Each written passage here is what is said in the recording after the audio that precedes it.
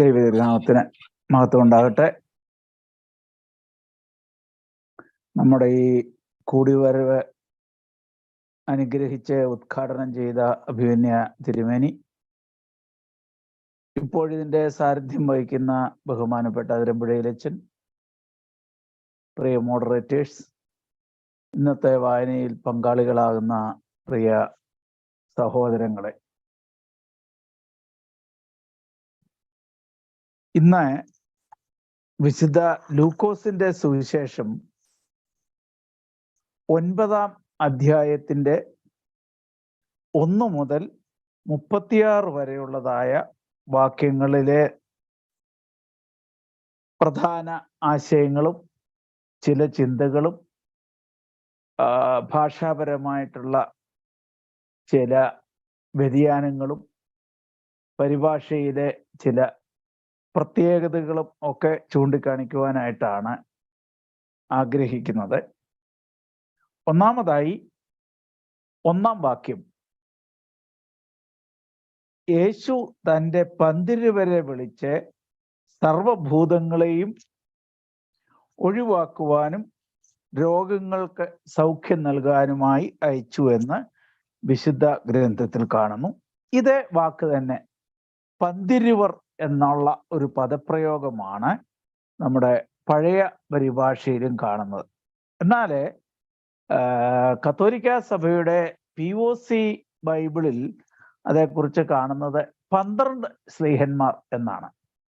അത് രണ്ടും അർത്ഥത്തിലൊന്നാണ്, പക്ഷേ സുറിയാനി ഭാഷയിൽ ഒരു കൃത്യമായിട്ടുള്ള ഒരു വാക്കുണ്ട്.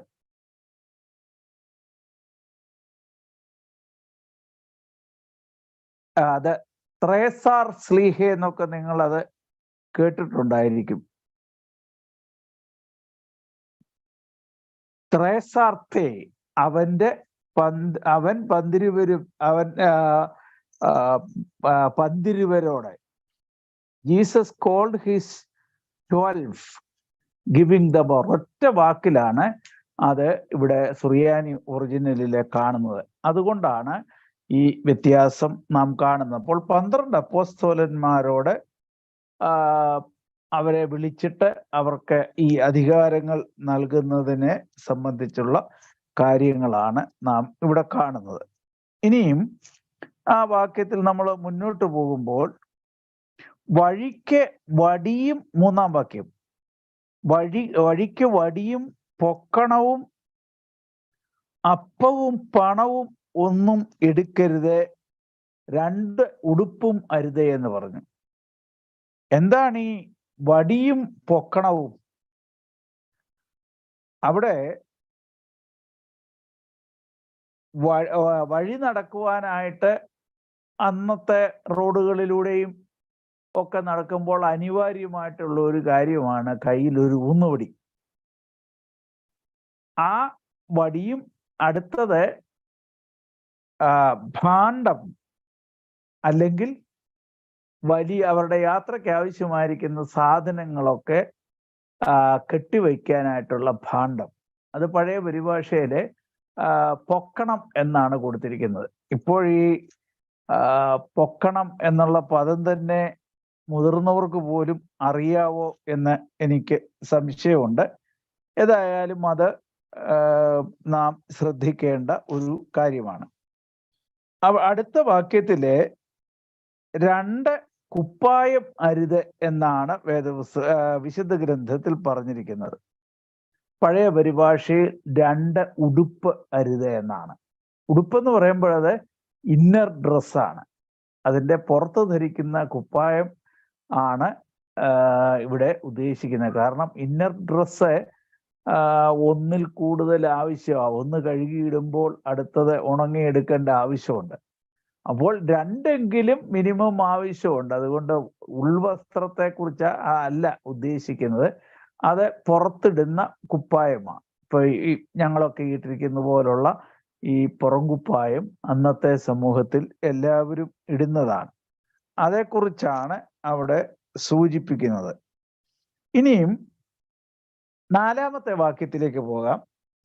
നിങ്ങൾ ഏത് ഭവനത്തിൽ പ്രവേശിക്കുന്നുവോ അവിടെ തന്നെ താമസിക്കണം. വളരെ കൃത്യമായിട്ട് വിശുദ്ധ ഗ്രന്ഥ പരിഭാഷയുണ്ട്.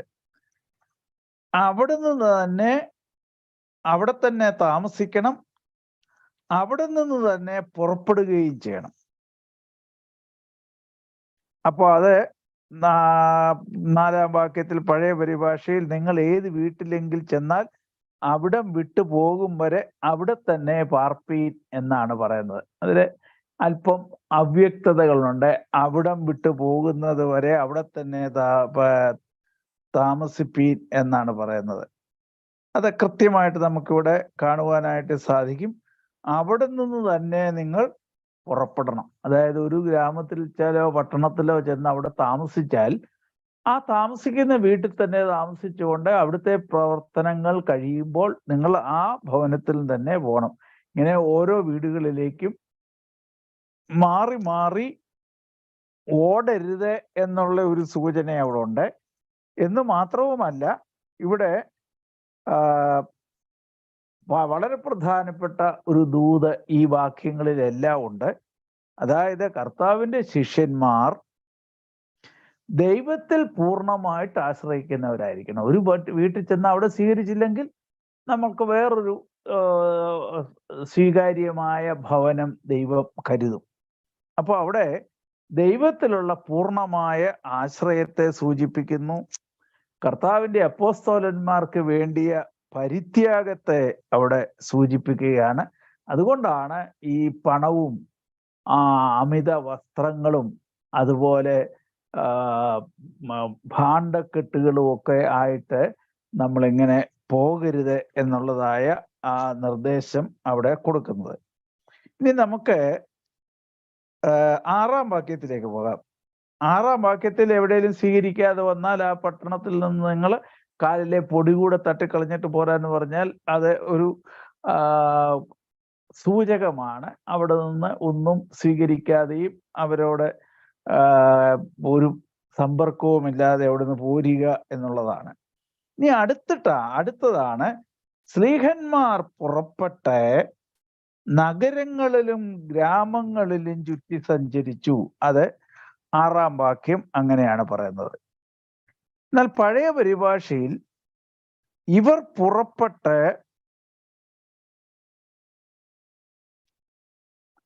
എങ്ങും സുവിശേഷിച്ചും രോഗികളെ സൗഖ്യമാക്കിയും കൊണ്ട് ഊർ തോറും സഞ്ചരിച്ചു. അതായത് എങ്ങും സുവിശേഷിച്ചും എല്ലായിടം എന്നുള്ള അർത്ഥത്തിലാണ്. പക്ഷെ അത് കൃത്യത കുറവാണ്.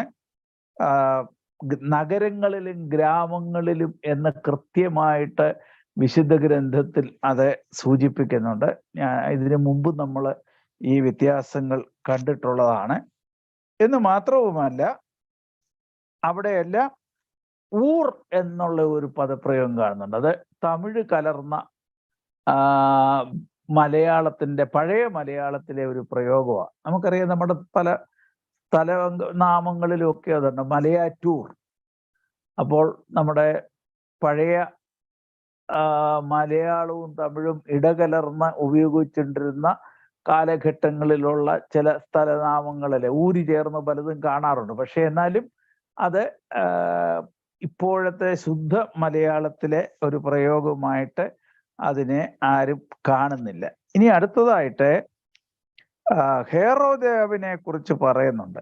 അവിടെ ഇടപ്രഭുവായ ഹേറോദാവ് എന്നാണ് പഴയ പരിഭാഷയിൽ പറയുന്നത്. എന്നാൽ പുതിയ പരിഭാഷയിൽ അങ്ങനെയല്ല, തെത്രാർക്കായ ഹേറോദേസ് എന്നാണ്. തെത്രാർക്ക് നമ്മൾ ഇതിനു മുമ്പും ആ വാക്ക് കണ്ടിട്ടുള്ളതാണ്. ഹേറോദേവ് വലിയ പിതാവിൻ്റെ കാലത്തിന് ശേഷം ഈ അദ്ദേഹത്തിൻ്റെ രാജ്യം 4ആയിട്ട് വിഭാഗിച്ചുവെന്നും അതിലെ 4-1 അധിപതിയായിരുന്നു ഹേറോദേസ് എന്നും ഉള്ള ചരിത്ര ഭാഗം ഇതിനു മുമ്പ് നമ്മൾ കണ്ടതാണ്. ആ 4-1 അധിപതിയെയാണ് ഇവിടെ ഉദ്ദേശിക്കുന്നത് ടെട്രാർക്ക്. അത് മറ്റ് പരിഭാഷകളിലൊക്കെ അങ്ങനെ തന്നെ 4 അംശത്തിന്റെ തലേന്ന് കാണാൻ പറ്റും. ഇവിടെ എടപ്രഭു എന്ന് ഉപയോഗിച്ചിരിക്കുന്ന ആ പ്രയോഗത്തെക്കാൾ കൃത്യതയാണ് സുറിയാനിയിൽ നമുക്ക് കാണുവാനായിട്ട് സാധിക്കുന്നത്. ഇനിയും നമുക്ക് മുന്നോട്ട് പോകാം. അവിടെ 9-ാമത്തെ വാക്യത്തിൽ ഹെറോദേസ് യേശുവിനെ കുറിച്ച് കേട്ടു. അവിടെ ജനങ്ങളുടെ ഇടയിലുള്ള ചർച്ചാ വിഷയമൊക്കെ അവിടെ മനസ്സിലാക്കുന്നുണ്ട്. യേശു ആര് എന്നൊക്കെ ഹെറോദേസ് ചോദിക്കുന്നുണ്ട്. അപ്പോൾ അവിടെ ജനങ്ങളുടെ ഇടയിൽ പറയപ്പെടുന്ന യോഹന്നാൻ ജീവിച്ചെഴുന്നേറ്റതാണ് എന്നുള്ള അതുണ്ട്, ഏലിയാവാണെന്നുണ്ട്, പൂർവിക പ്രവാചകന്മാരിൽ ഒരാളാണെന്നുണ്ട്.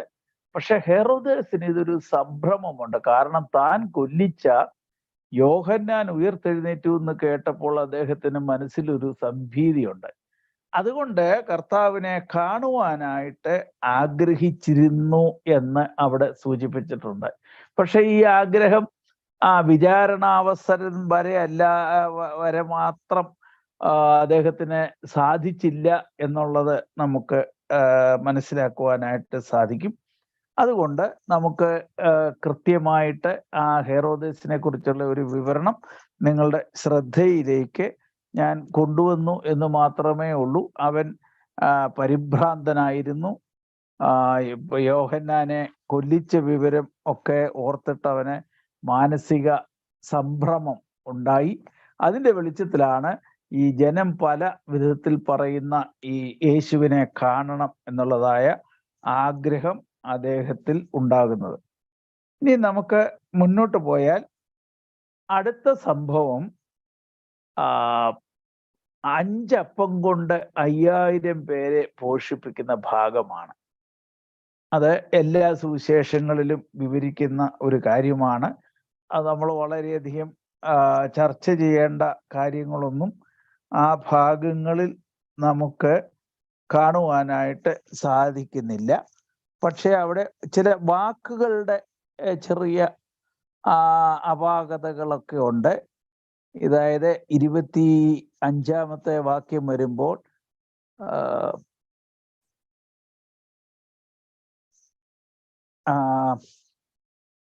സോറി, അത് 25-ാം വാക്യമല്ല,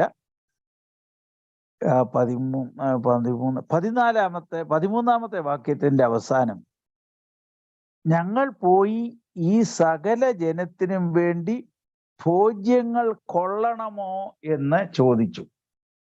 സകല ജനത്തിനും ഭക്ഷണം, ഈ ജനത്തിനെല്ലാമായി ഭക്ഷണം വാങ്ങിക്കൊണ്ടുവരണമോ എന്ന് വിശുദ്ധ ഗ്രന്ഥത്തിൽ നമ്മൾ കാണുന്നുണ്ട്. വളരെ കൃത്യമായിട്ടുള്ള വ്യക്തതയുള്ള പരിഭാഷയായിട്ടാണ് അതിനെ നമുക്ക് അവിടെ കാണുവാനായിട്ട് സാധിക്കുന്നത്. ഇനി നാം മുന്നോട്ട് വരുമ്പോൾ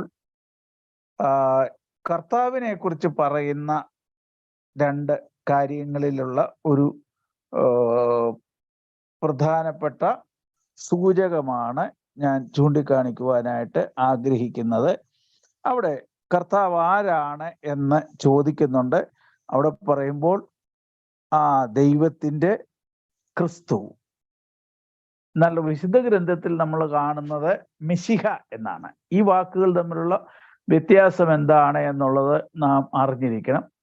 ക്രിസ്തു എന്നത് ഗ്രീക്ക് ഭാഷയിലെ പ്രയോഗമാണ്.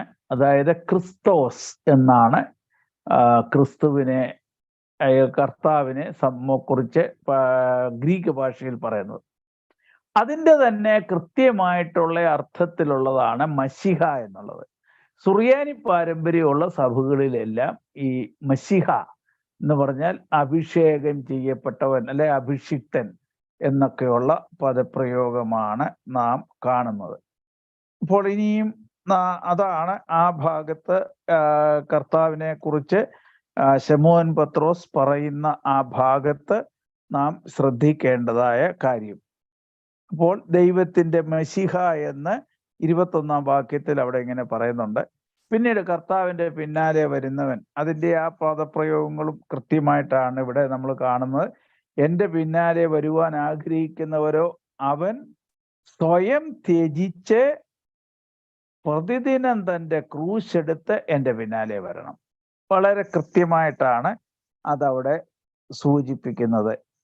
അപ്പോൾ അതുകൊണ്ട് പഴയ പരിഭാഷയിൽ കാണുന്നത്, എന്നെ അനുഗമിപ്പാൻ ഒരാൾ ഇച്ഛിച്ചാൽ അവൻ തന്നെത്താൻ നിഷേധിച്ച് നാൾ തോറും തൻ്റെ കുരിശെടുത്തുകൊണ്ട് എന്നെ അനുഗമിക്കട്ടെ.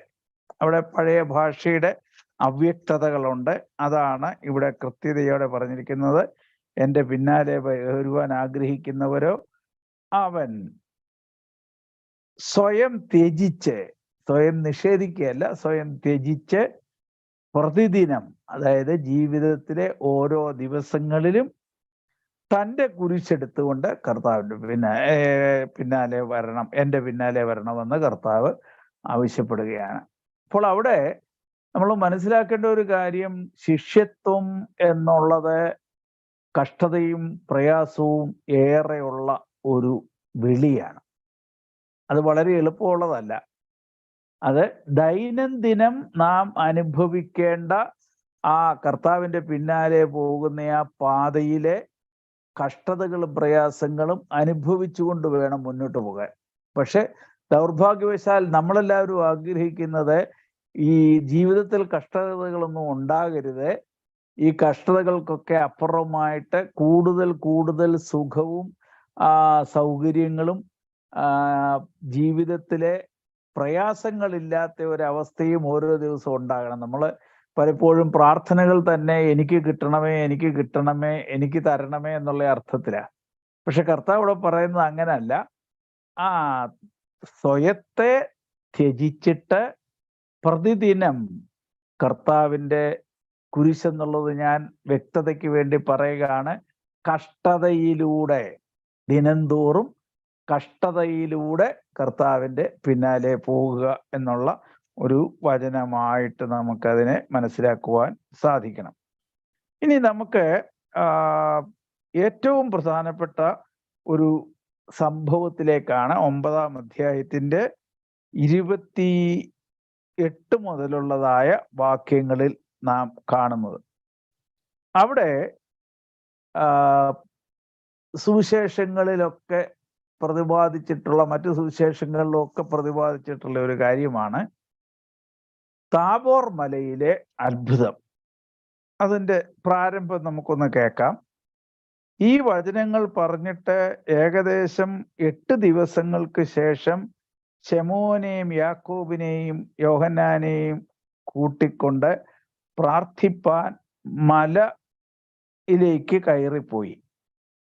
അപ്പൊ അതിൻ്റെ ഒരാമുഖമായിട്ടാണ് നമ്മളവിടെ കാണുന്നത്. ഇതേത് മലയാ ലൂക്കോസ് പറയുന്നില്ല, അത് താബോർ മലയാണ്. ഇനിയും വേറൊരു വ്യത്യാസമുള്ളത്, മത്തായി ശ്ലീഹായും സുവിശേഷം 17-ാം അധ്യായത്തിലും അതുപോലെ മർക്കോസിന്റെ സുവിശേഷം 9-ാം അധ്യായത്തിലും ഈ സംഭവം പറയുന്നിടത്തൊക്കെ 6 ദിവസങ്ങൾക്ക് ശേഷം എന്നാണ് പറയുന്നത്. അപ്പോൾ ഈ ലൂക്കോസിന്റെ സുവിശേഷത്തിൽ 8 ദിവസം എന്ന് പറയുന്നുണ്ട്. അപ്പോൾ ഇതിൻ്റെ വെളിച്ചത്തിലൊക്കെ സുവിശേഷകന്മാർ തമ്മിൽ ഐകരൂപ്യമില്ല എന്നൊക്കെ ചിന്തിക്കുന്നതിനേക്കാൾ കൂടുതലായിട്ട് അതാത് ശിഷ്യന്മാർ രേഖപ്പെടുത്തിയത് പോലെ തന്നെ നിലനിർത്തി സഭാപിതാക്കന്മാർ ഈ സുവിശേഷങ്ങൾ നമുക്ക് ക്രമീകരിച്ചു തന്നു എന്നുള്ള മഹത്തായ ഒരു കാര്യം അവിടെ മനസ്സിലാക്കണം. ഈ 6 ദിവസം എന്നുള്ള ആ പാരമ്പര്യം മത്തായി ശ്ലീഹായ്ക്കും മർക്കോസ് ശ്ലീഹായ്ക്കും കുറെ കൂടെ മർക്കോസ് പ്രസംഗകനായ മർക്കോസിനും ലഭിക്കുന്നത് നേരിട്ട, അതായത് മർക്കോസിന്റെ സുവിശേഷത്തിന്റെ ആലോചനകൾ എന്ന് പറയുന്നത് പത്രോസ് ശ്ലീഹായുടെയാണ്. അപ്പോൾ ഇത് നേരിട്ട് അനുഭവിച്ച ആളാണ് പത്രോസ് ശ്ലീഹ. അതുപോലെ മത്തായി ശ്ലീഹായും കൂടെ നടന്ന് ഇതെല്ലാം കാണുകയും കേൾക്കുകയും ചെയ്ത ആളാണ്. ലൂക്കോസ് അങ്ങനെയല്ല. ലൂക്കോസ് കർത്താവിന്റെ പരസ്യ ശുശ്രൂഷ സമയത്ത് കൂടെ ഇല്ലായിരുന്ന പൗലോസിന്റെ ശിഷ്യനാണ്. അപ്പോൾ അങ്ങനെ മാറി വന്നപ്പോൾ ഉണ്ടായ ആ അറിവിന്റെ ഒരു വ്യത്യസ്തതയിൽ നിന്നായിരിക്കാം ഇങ്ങനെ ഒരു ഭാഗം വന്നത് എന്നുള്ളത്, അതേക്കുറിച്ചുള്ള ആ വ്യത്യാസത്തെക്കുറിച്ചുള്ളത്.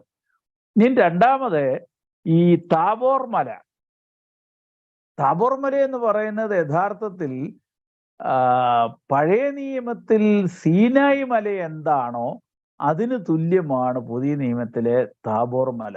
കാരണം സീനായി മലയിൽ ദൈവം മോശയ്ക്ക് പ്രത്യക്ഷനായി ദൈവത്തിന്റെ മഹത്വം മോശ കണ്ടു.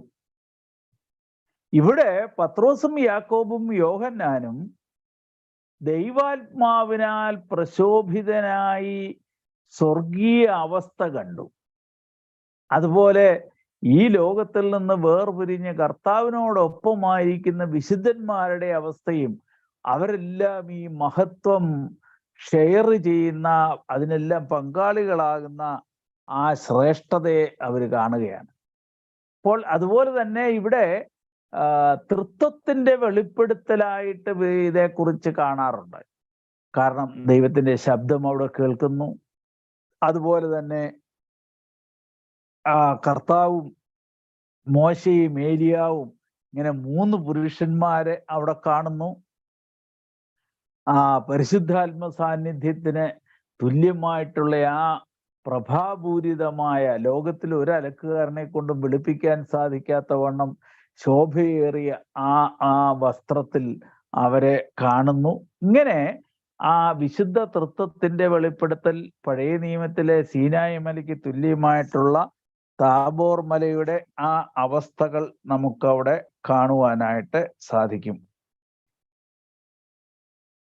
അവിടെ ഈ 32-ാമത്തെ വാക്യം നമ്മൾ ശ്രദ്ധിക്കുക. അവർ പ്രയാസപ്പെട്ട ഉണർന്ന് തൻ്റെ മഹത്വവും അടുത്ത് നിന്നിരുന്ന ആ 2 മനുഷ്യരെയും കണ്ടു. അവർ തന്നിൽ നിന്ന് വിരിഞ്ഞു പോകുവാൻ തുടങ്ങിയപ്പോൾ, അത് ഞാൻ വിശദമായിട്ട് പറയുവാനായിട്ട് ആഗ്രഹിക്കുന്നില്ല, കാരണം സുപരിചിതമായിട്ടുള്ള ഒരു വേദഭാഗമാണ്. അപ്പോൾ അവിടെ ഏറ്റവും പ്രധാനപ്പെട്ട കാര്യം അതിലെ ദൈവിക മഹത്വത്തെ പഴയ നിയമത്തിൽ മോശയ്ക്ക് എന്നതുപോലെ പുതിയ നിയമത്തിൽ പത്രോസിനും യാക്കോബിനും യോഹന്നാനും, ഈ ഒരു 3ന്റെ പ്രാധാന്യം വേദപുസ്തകത്തിൽ പലയിടത്ത് നമുക്ക് കാണാൻ സാധിക്കും.